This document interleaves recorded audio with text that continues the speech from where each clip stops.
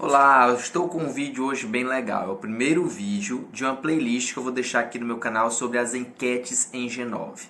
Para quem não sabe ainda, lá no meu canal do Instagram, no meu perfil, eu sempre faço algumas enquetes com temas relacionados da engenharia civil, desde gestão, área de custos, área de planejamento, empreendedorismo, negócios, enfim. Tudo que eu achar que for relevante, bacana e simplesmente, às vezes, é aquelas perguntas que os seguidores colocam e aí eu vou lá, coloco nas enquetes. Então eu agora resolvi que, além de responder no Instagram, eu vou vir aqui para o meu canal do YouTube e vou colocar para vocês, os inscritos do meu canal, todas as respostas comentadas, tá bom? Então eu vou colocar aqui pergunta por pergunta que foi feita lá, interação por interação, e eu vou comentar uma a uma, explicando as boas práticas de mercado, explicando se é alguma opinião pessoal minha, se é alguma coisa que eu já vi que deu certo ou que deu muito errado. Então eu espero que você goste. É o primeiro episódio de uma playlist que eu vou deixar destacada aqui no meu canal. Enquetes em G9, perguntas e respostas comentadas, ok? Então vamos nessa. A primeira pergunta que eu coloquei lá foi sobre diário de obras, tá bom? Diário de obras eu coloquei. Se você tivesse que definir em uma palavra, em uma frase, de uma maneira bem rápida e resumida, por que você falaria que um diário de obras é importante? Então foi isso que eu coloquei lá no meu perfil do Instagram.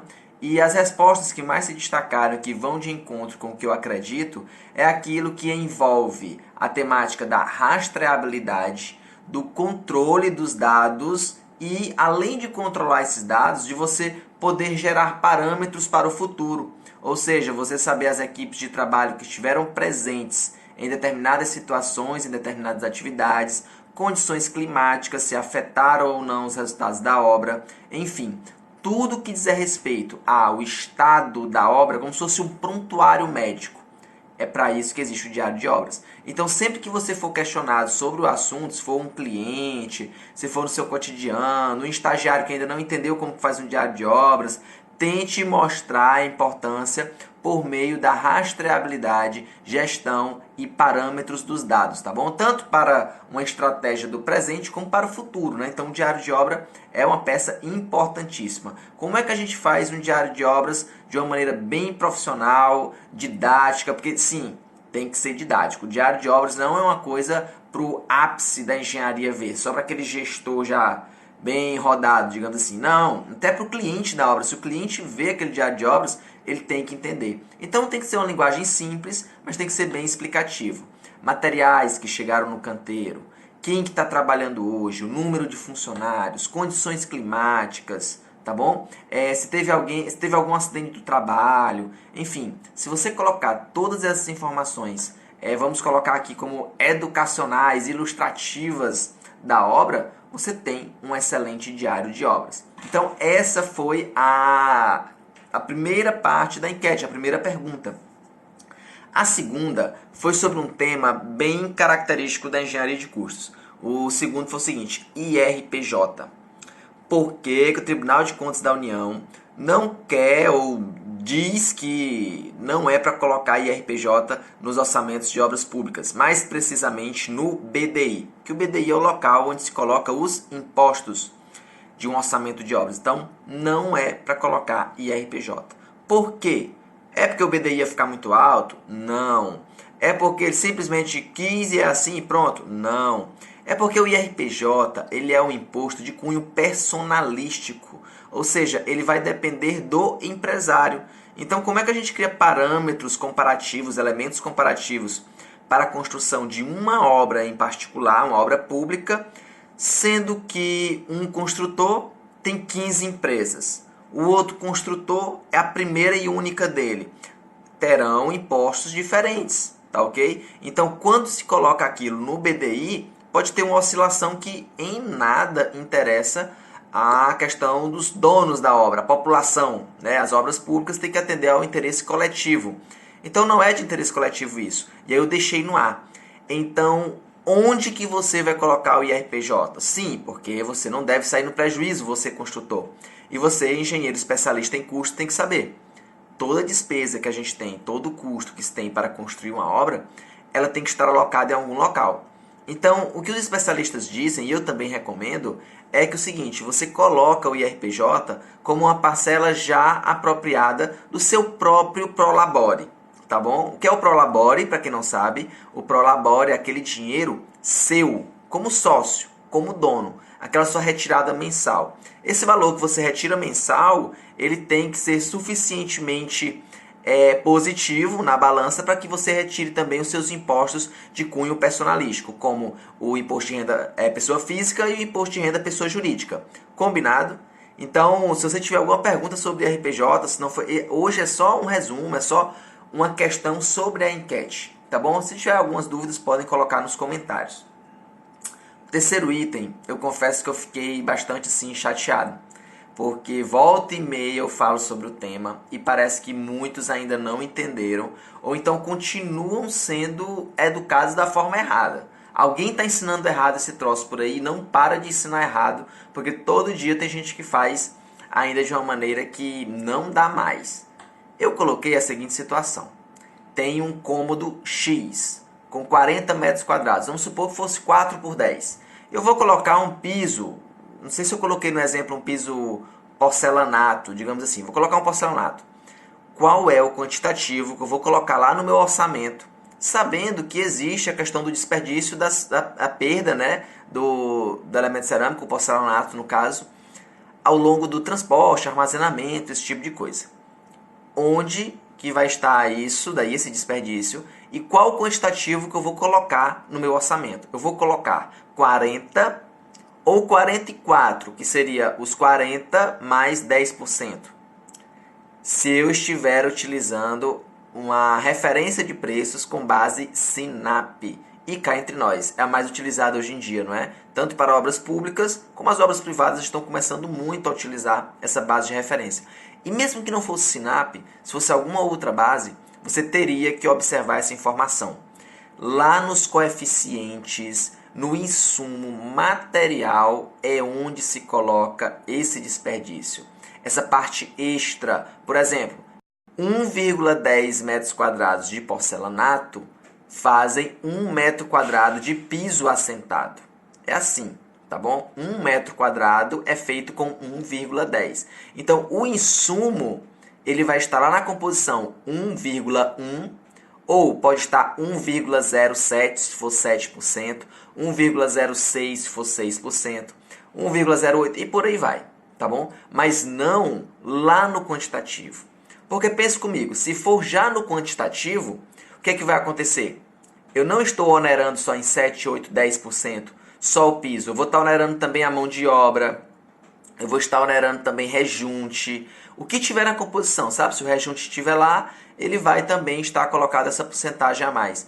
Eu posso estar onerando também alguma ferramenta, alimentação dos funcionários, enfim, o que tiver dentro da composição, eu vou estar onerando. E isso não é justo com o cliente, com o consumidor. Ele vai pagar um desperdício de tudo como se tivesse executado tudo de maneira errada. Então tá errado, gente. É 40 metros quadrados e não 44, ok? A próxima pergunta que eu coloquei, a próxima interação, foi sobre os funcionários terceirizados. Você vai colocar no seu canteiro de obras aqueles terceirizados de esquadrias de alumínio e vidro, ou terceirizados de gesso, revestimento de gesso.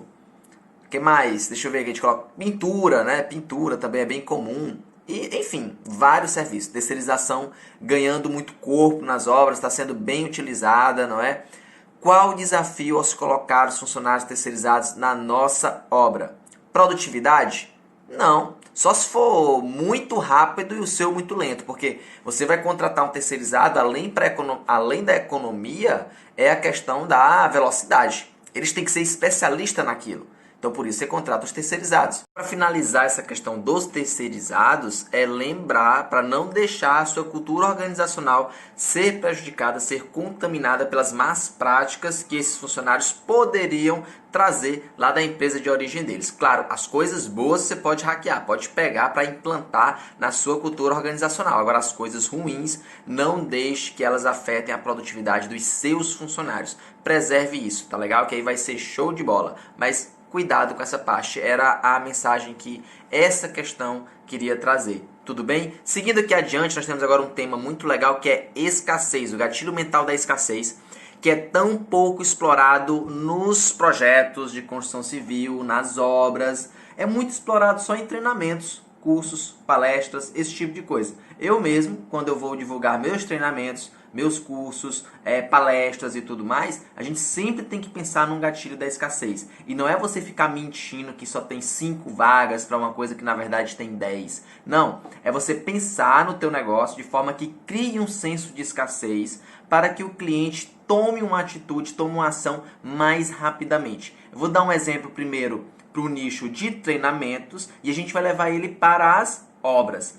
Preste atenção. Se eu tenho a possibilidade de fazer um treinamento em orçamentação de obras em Teresina, Piauí, minha cidade, e eu sei já, por 3 anos de experiência, que eu vou conseguir angariar uns 20 a 30 alunos naquela época, por que eu vou alugar um auditório ou uma sala para 100? Eu vou, mesmo que seja o mesmo preço, mas eu devo alugar um local aconchegante para 20, 30, para gerar um sentimento de escassez. Porque se eu colocar o local de 100 pessoas, eles vão saber que no dia, na hora, se quiser se inscrever, vão poder. E aí vão deixar para a última hora. E já pensou se chove, dá um temporal, um negócio aqui em Teresina aí? Nenhum inscrito, não vendo, não tem eventos e tudo mais. Então você tem que levar isso também da escassez para as obras, para os projetos. E eu posso citar um dos seguidores, o Alisson, ele colocou lá uma questão muito interessante. Maquetes eletrônicas, por exemplo, você oferecer como um bônus desde que até tal dia. Gera uma questão de escassez. Isso para você que vai vender um projeto arquitetônico. Aí tem a questão da escassez. Até tal dia eu coloco o 3D disponível para você. Depois vai ter um custo adicional e aquele negócio todo. Você não está mentindo. Está colocando um bônus, está fazendo algo correto, mas está colocando um senso de escassez. É um gatilho mental. Gente, e tem muito para explorar disso daí. Muito mesmo. Olha, você pode trabalhar sempre assim.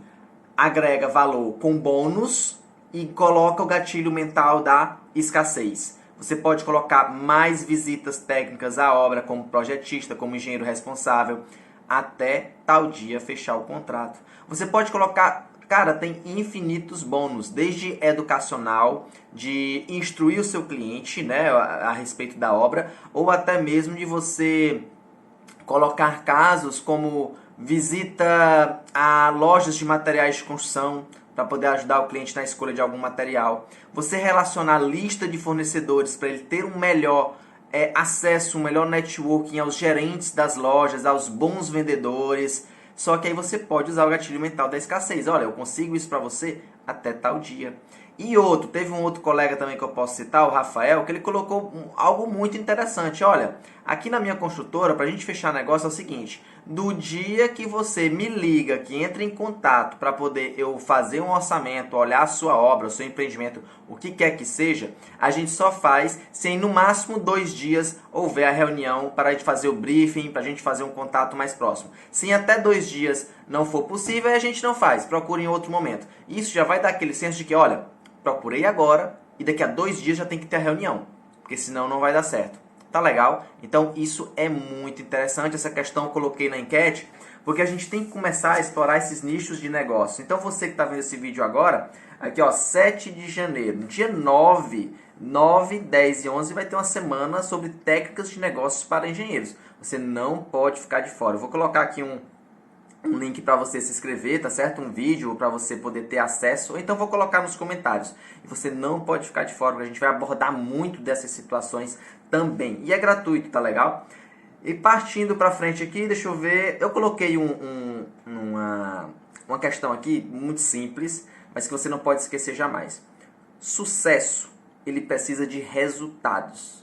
Se você constrói casas, para você ter sucesso, você precisa ter casas construídas, clientes satisfeitos. Se você trabalha com projetos, você precisa fazer projetos, clientes satisfeitos com seus projetos. Você precisa viver bem dos seus projetos. Se você dá curso, dá treinamento, você precisa ter cursos, ter treinamentos, ter clientes satisfeitos. Então, resultados para você ter sucesso. E aí, inclusive, citar um cara que eu venho aprendendo muito com ele sobre tráfego na internet, o Pedro Sobral.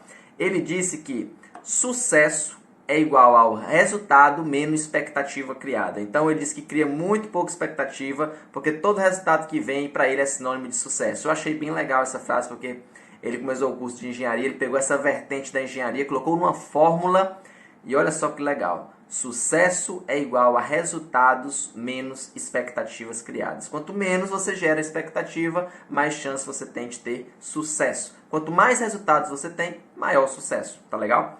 E esse era o item 6. O item 7, eu coloquei aqui a parte de... ainda comentando aqui pelo item 6. Titulação, acervo técnico. Gente, isso está ultrapassado. Está ultrapassado.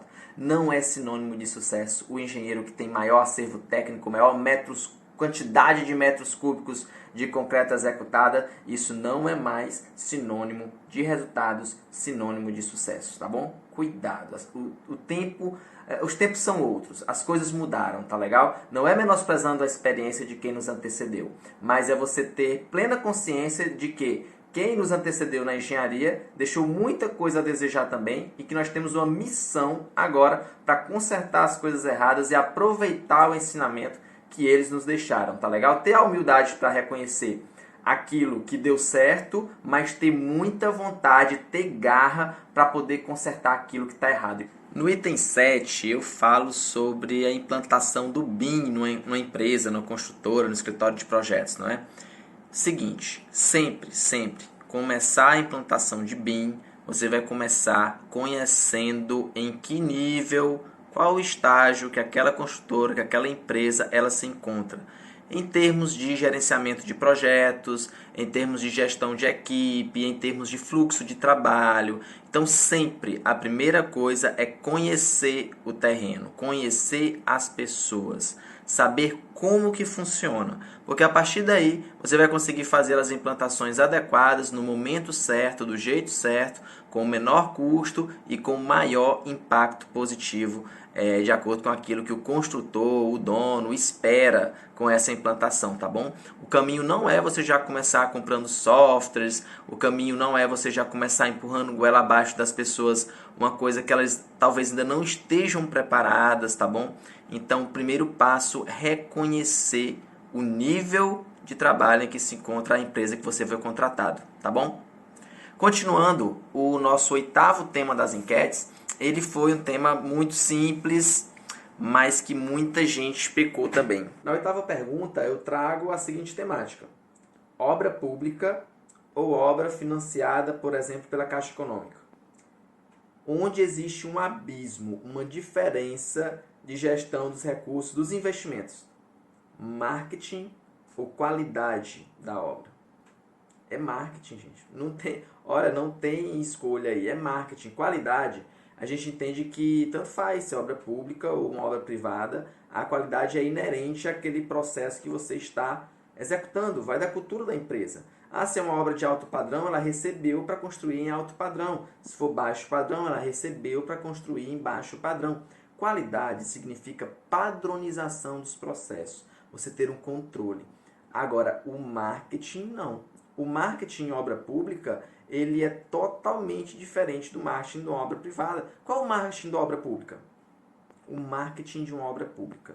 Captação de clientes na obra pública. Não é por meio de processo licitatório, tomada de preço, concorrência, essas coisas. Então, o marketing para aquisição dos clientes em obras públicas são, as reuniões com prefeitos, secretários, para poder você conseguir aquele convite para uma obra pública que não vai ter processo licitatório, enfim, esse tipo de coisa. Se você estiver fazendo as coisas tudo certinho, né, pode ser que o investimento seja até alto, mas se for comparar com o mercado privado, que você tem que investir em anúncio, tem que investir em fidelização do cliente, tem que investir em imagem da empresa, enfim.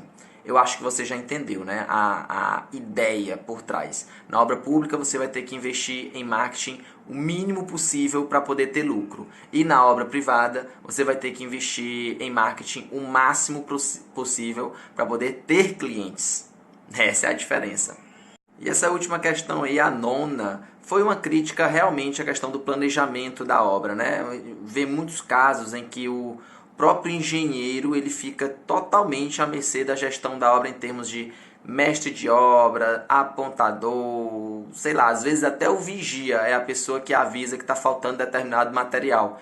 E ele simplesmente vai pegar o telefone, vai ligar para o escritório, vai fazer um pedido, às vezes nem sabe quanto que tem que pedir de material. Isso mostra muito o reflexo de como anda o planejamento no Brasil.